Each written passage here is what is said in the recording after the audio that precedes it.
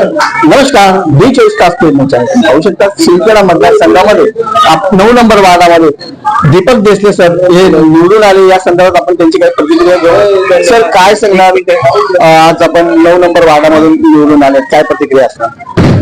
मला शिंदखेडा शहर माननीय नामदार जयकुमार भाऊ रावल यांच्या नेतृत्वावर विश्वास ठेवून शिंदखेडा शहरासाठी प्रभाग क्रमांक 9 मधून भारतीय जनता पार्टीतर्फे उमेदवारी मिळाली होती व माननीय नामदार जयकुमार रावल यांच्या नेतृत्वाखाली मी आज सर्व मतदार राजांचे खूप खूप आभार मानतो।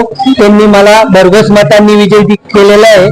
त्यांच्या या विश्वासाला मी तडा जाऊ देणार नाही व आपल्या शिंदखेडा शहरातील प्रभाग क्रमांक 9 मधील जास्तीत जास्त विकास कसा साधता येईल, माननीय नामदार मंत्री महोदय जयकुमार रावल यांच्या माध्यमातून मी शहराच्या व्यवस्थित प्रभाग क्रमांक 9चा विकास करेल असं मी जनतेला व मतदार राजांना आश्वासित करू इच्छितो व शिंदखेडा शहरातील प्रभाग क्रमांक 9 मधील मतदारांचे, कार्यकर्त्यांचे, ज्ञात अज्ञात सर्व मला मदत केलेली, माझ्यासाठी अहोरात्र परिश्रम घेतलेल्या सर्वांचे मी खूप खूप आभारी आहे।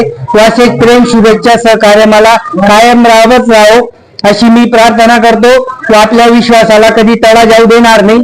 आपल्या प्रभाग क्रमांक 9 हा माननीय नामदार जयकुमार रावल यांच्या नेतृत्वाखाली शिंदखेडा शहरातील एक आदर्श व एक मॉडेल असा प्रभाग आपण करून दाखवू व आपल्या मतदार राजांचे परत एकदा खूप खूप आभार, धन्यवाद। काय सांगणार, शिंदखेडा शहरामध्ये कोणाची सत्ता बसेल, काय सांगणार? भारतीय जनता पार्टीची सत्ता बसेल। आता किती लोक निवडून आले आपण मला सांगता नाही,